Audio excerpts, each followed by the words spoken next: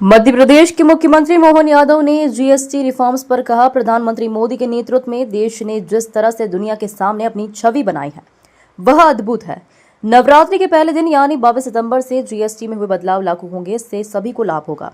विद्यार्थी वर्ग को भी फायदा होगा, कृषि वर्ग को भी फायदा होगा।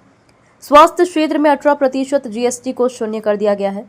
जीएसटी की बैठक हमारे सभी वर्गों के लिए एक गुलदस्ते की तरह है जिसमें सभी सेक्टर शामिल है।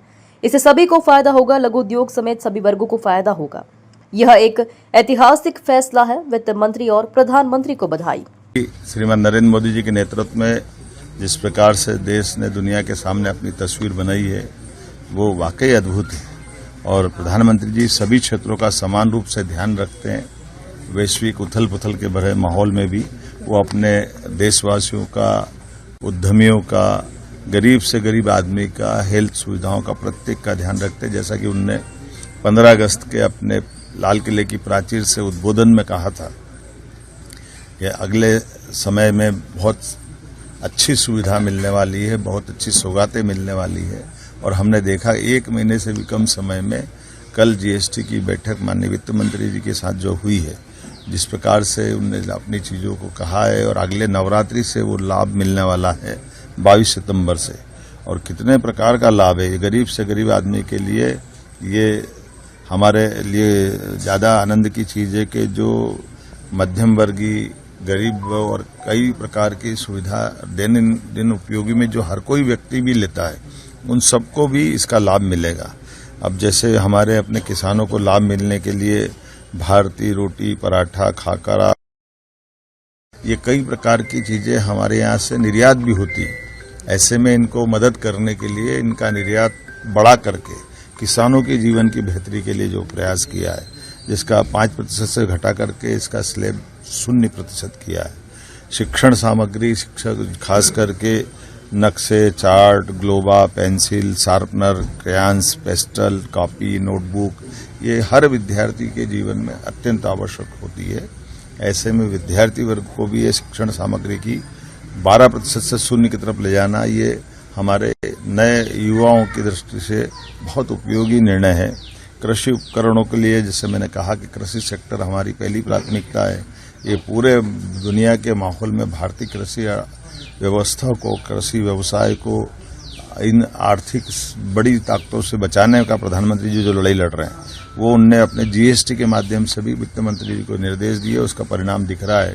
इसको 18% से 5% करना, जैसे ट्रैक्टर के tyre, parts, biopesticide, micro nutrients, drip irrigation system, sprinkler, कृषि, बागवानी, वानिकी मशीनें जैसे जो भूमि की तैयारी, बटाई, कटाई इत्यादि सभी क्षेत्रों में जो काम आते हैं, इस पे 18% के जीएसटी से घटाकर 5% करना, ये हमारी प्रतिबद्धता बताती है।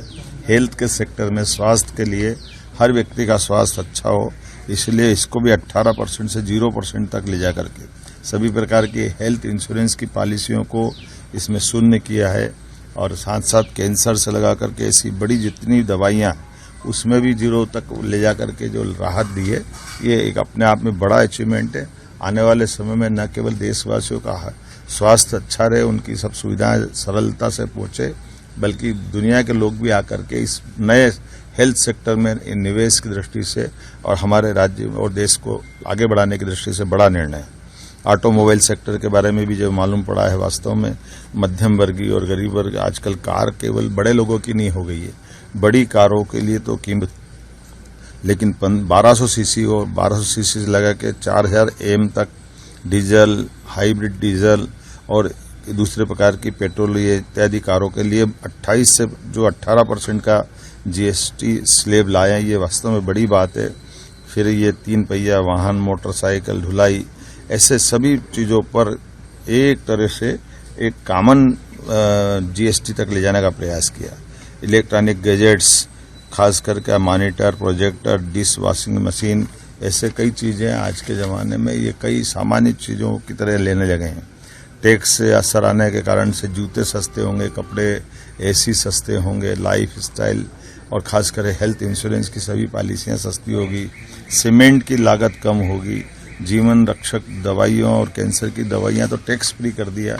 ये एक तरह से जीएसटी की बैठक हमारे सभी वर्गों के लिए गुलदस्ते की तरह है, जिससे सभी क्षेत्रों को कवर किया गया है।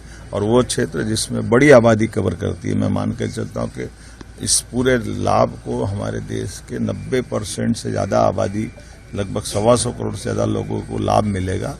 ये प्रधानमंत्री का ही कलेजा हो सकता है कि वो अपने देश की आर्थिक ताकत को भी बढ़ाए रखने की स्पीड बनाए रख रहे हैं। तो इसी कारण से भारत आज दुनिया की चौथी अर्थव्यवस्था में आया है और तीसरी की तरफ बढ़ रहा है। लेकिन ऐसे माहौल में वो अपने लिए दिल खोल करके सभी वर्गों की ताकत बढ़ाने के लिए भर पल्ले उनकी जितनी ताकत हो सकती है टैक्स की छूट देकर भी सभी चीजों को प्रोत्साहित कर, जिससे एमएसएमई सेक्टर, हमारा लघु कुटीर उद्योग और सभी इंडस्ट्रियों को लाभ मिलेगा। एक तरह से सब वर्गों का ध्यान रखते हुए जो लिए गए निर्णय वाकई ये ऐतिहासिक है। मेरी अपनी ओर से वित्त मंत्री जी को बधाई, माननीय प्रधानमंत्री जी को बधाई। हमारी सरकार त्वरित गति से इन सब क्षेत्रों में और काम करेगी ताकि जनता को लाभ मिले।